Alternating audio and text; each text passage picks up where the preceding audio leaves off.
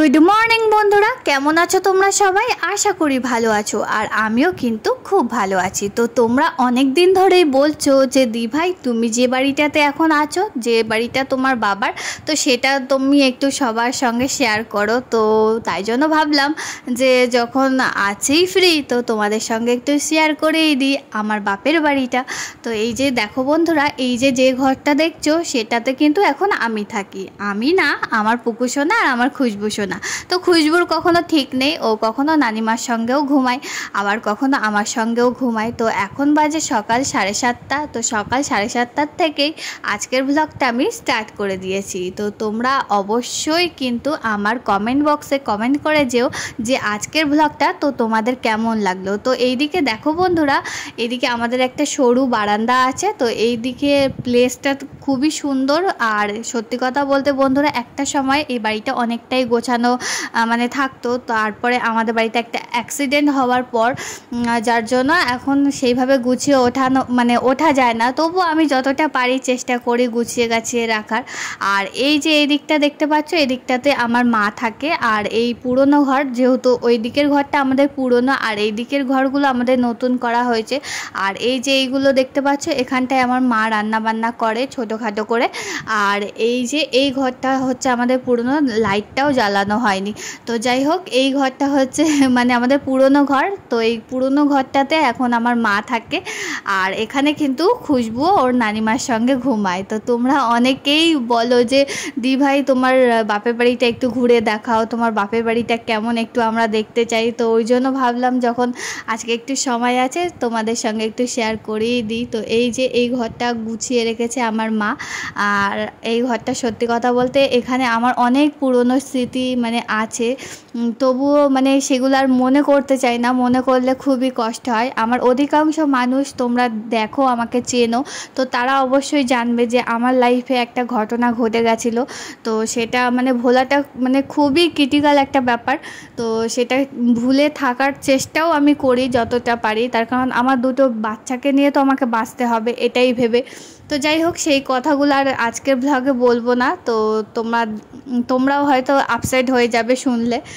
ওর জন্য এটা নিয়ে অন্যদিন একটা মানে ব্লগে আলোচনা করব। আর এই দিকে পুকুসোনা অবস্থা দেখো, আমি ব্লগ করা দেখলেই হয়।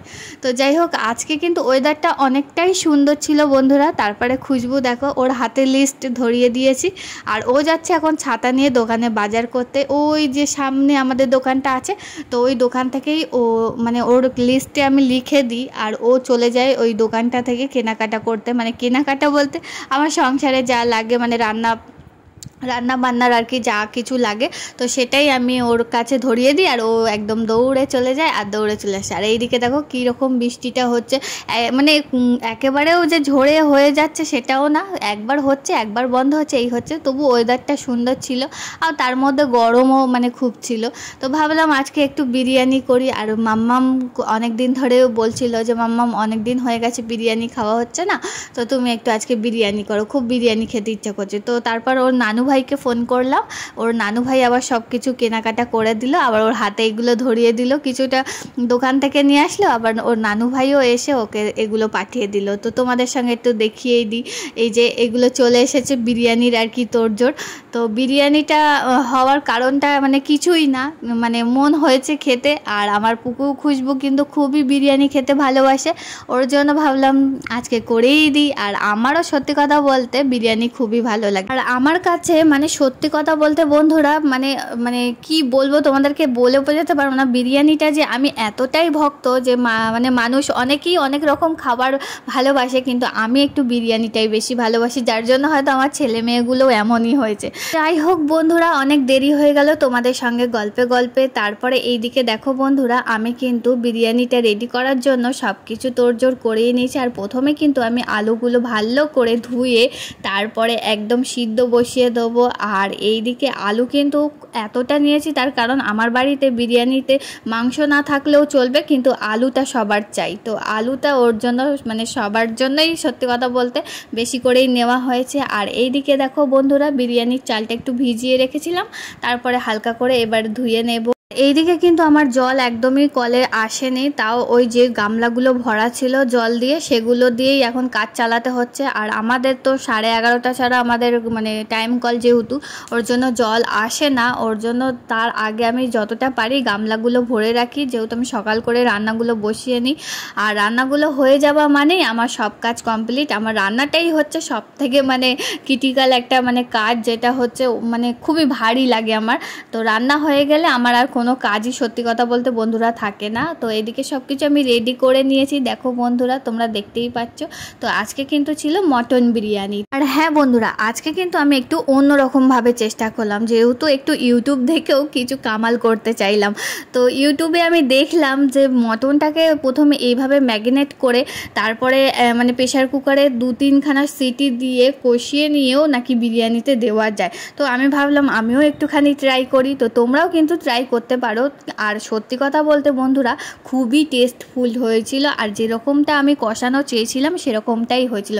তারপরে এই যে সামান্য কিছু পরিমাণ মতন জলটা দিয়ে আর নুনটা দিয়ে তারপরে প্রেশার কুকারের ঢাকনাটা লাগিয়ে মানে 2খানা কি 3খানা তোমাদের প্রেশার কুকার অনুযায়ী বা তোমাদের মাংস অনুযায়ী মানে সিটিটা দিলে কিন্তু একদম মাংসটা একদম কষা কষা হয়ে যাবে। আর তখন কিন্তু তোমরা ওদের বিরিয়ানি মানে যে ভাতটা রেডি করার পরে যে আমরা সাজাই, তো সেটাতে কিন্তু তোমরা দিতে পারো। তো যাই হোক দেখো বন্ধুরা, এটা কিন্তু ছিল আমাদের বারান্দাটা, মানে বারান্দাটা বলতে আমাদের এটা হচ্ছে এক্সট্রা একটা জায়গা।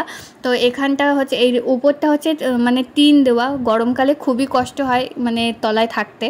আর সন্ধ্যের পরে একদমই পুরো ঠান্ডা হয়ে যায়। তো এটা তোমাদের সঙ্গে শেয়ার করা হলো না বলে তাই ভাবলাম একটু তোমাদের সঙ্গে এটাও শেয়ার করে দিই। তো এই জায়গাটা আমাদের অনেকটাই বড়, আর এখানে খুশবু পুকুর সবসময় খেলা করে মানে গরম না পড়লে। আর গরম পড়লে কিন্তু এখানে কেউই থাকতে পারে না, এত পরিমাণে এখানটাতে আমাদের গরম লাগে।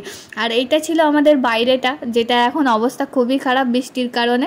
তো যাই হোক আমি এদিকে আবার পেঁয়াজটা একদম মানে ফ্রাই করে নিচ্ছি। তো পেঁয়াজটা ফ্রাই করার জন্য কিন্তু একদম হালকা মানে আঁচে দিয়ে একদম লাল লাল করে ভেজে নিতে হবে। আর এই দিকে দেখো বন্ধুরা, আমার কিন্তু সব কিছু রেডি হয়ে গেছে। আর আমি কিন্তু ভাতটা প্রথমেই করে নিয়েছিলাম, যেটা তোমাদেরকে বলতে ভুলেই গেছিলাম। আর এই যে দেখো বললাম যে পুরো একদম কষা কষা হয়েছিল। আর তোমরা যেরকম টাইপের সাজাতে চাও তো সেরকম টাইপের কিন্তু সাজাতে পারো, এক্সট্রা কোনো মানে তোমাদের খাটনি হবে না বিরিয়ানিটা মানে করতে গেলে, যে আমরা মাংসটা অনেক রকমভাবে কষাতে হয়, তো এরকম কোনো কিন্তু খাটনিটা হবে না যদি তোমরা এইভাবে প্রেশার কুকারে সব কিছু একসঙ্গে মানে রেডি করে করো। তো যাই হোক এইদিকে দেখো বন্ধুরা, আমার বিরিয়ানি কিন্তু রেডি হয়ে গিয়েছে। তো তোমাদের কেমন লাগছে সেটা কিন্তু অবশ্যই কমেন্ট বক্সে কমেন্ট করে জানিও। যারা বিরিয়ানি ভালোবাসো তারা তো একদমই মিস করো না, তারা কিন্তু কমেন্ট করে জানিও। আর এইদিকে দেখো বন্ধুরা, বিরিয়ানির জন্য আমি একটুখানি পেঁয়াজ মানে কেটে কেটে রেখে দিয়েছিলাম, যেহেতু শসাটা মানে পৌঁছায়নি বাড়ি পর্যন্ত, আর বাবা ওটা আসার সময় নিয়ে আসবে বলে আমি পেঁয়াজগুলোই শুধুমাত্র কেটে রেখে দিয়েছিলাম। তো আর এইদিকে আমার খুশবুর কিন্তু বিরিয়ানি দেখে একেবারে মানে সকাল সকাল খিদে পেয়ে গেল। তো রেডি হওয়া মাত্রই খুশবুর আর তর সই ছিল না, যার জন্য খুশবু বলছে মাম্মা আমাকে খেতে দিয়ে দাও। আর ও সত্যি কথা বলতে এত বিরিয়ানি ভালোবাসে, ঠিক আমারই মতন অবশ্য। তো ওর জন্য ভাবলাম ওকে খেতে দিয়েই দিই। তো এইদিকে ওর ভাতটাই খুলছিলাম। আর এইদিকে পুকু খুশবুর অবস্থাটা দেখো, বিরিয়ানিটা পেয়ে কতই না খুশি। ভাবছিলাম পুকুকে পরে খাওয়াবো, তারপরে ওর দিদিকে যখনই বিরিয়ানিটা দিলাম তারপরেই ওর শুরু হয়ে গেল কান্না। আর খুশবু বিরিয়ানিটা হাতে পেয়ে ওর রিয়াকশানটা দেখছো বন্ধুরা, কত ভালোবাসে বিরিয়ানি খেতে। আর এইদিকে পুকু কিন্তু ওর দিদির পাশে বসেই পড়লো বিরিয়ানি খেতে, তার কারণ আমি ভাবছিলাম ওকে খাইয়ে দেব, তারপরে ও নিজের থেকেই তুলে খেতে আরম্ভ করে দিল। আর এদিকে দেখো না, খুশবু আবার দিদি হয়ে গেছে না, ওর জন্য আবার পুকুকে খাইয়ে দিচ্ছিল গালে করে করে। আর এদিকে খুশবুকে আমি জিজ্ঞাসা করলাম যে কেমন হয়েছে, তো ও দেখো তোমাদের অন ক্যামেরাতেই বলছে যে খুবই সুন্দর হয়েছে। আর আমিও সত্যি কথা বলতে ওদের মুখ থেকে এরকম কিছু শুনলে না আমার সত্যি খুবই ভালো লাগে। তো যাই হোক বন্ধুরা, বিকেল হতে না হতেই আমরা আবার চলে আসলাম এই যে আমাদের গার্ডেনে। তো এই গার্ডেনে এসে ওরা একটু খেলাধুলো করে, আর আমিও একটু গল্প সল্প করে আবার সন্ধ্যা থেকে আবার বাড়িতে চলে যেতে হয়। আর এদিকটা আসলে ওদের মনটাও ফ্রি হয়ে যায় আর আমার মনটাও ফ্রি হয়ে যায়। আর এই বাগানটা কিন্তু খুব সুন্দর করে মানে পরিষ্কার পরিচ্ছন্ন থাকে। তো যেহেতু বৃষ্টি হয়েছে ওর জন্য জল জমে আছে, পাতা টাতা পড়ে আছে। আর সত্যি কথা বলতে বন্ধুরা, এই বাগানটাতে বিকেলবেলা মানে টাইমে এসে এসে এমন একটা নেশা হয়ে গেছে না, তো এখানে না আসলে যেন মনটা ভালোই লাগে না। আর পুকু খুশবু তো দিনই কাটে না। আর এই যে দেখো, এটা হচ্ছে আমার মেয়ের বান্ধবী, তো এরা দুজন একসঙ্গে হলে খুবই আনন্দ পায়। আর এইদিকে আমার পুকুর দেখো, কোনো বন্ধু নেই আজকে, তার কারণ আজকে ওর বন্ধুরা কেউ আসেনি। আর এইদিকে দেখো, বাড়িতে এসে একদম গরম গরম পাঁপড় ভেজে নিয়েছি।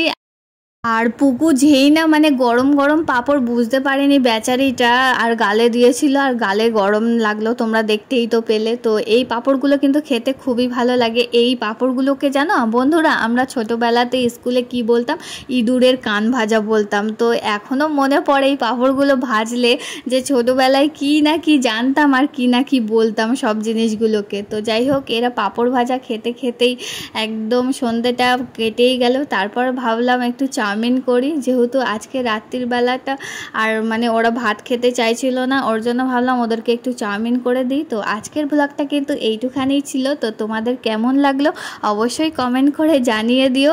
আর হ্যাঁ বন্ধুরা, তোমরা যদি ফেসবুক থেকে দেখে থাকো অবশ্যই কিন্তু ফলো করে পাশে থেকো, আর ইউটিউব থেকে দেখে থাকলে অবশ্যই কিন্তু সাবস্ক্রাইব করে আমাদের পাশে থেকো। চলো বন্ধুরা, টাটা।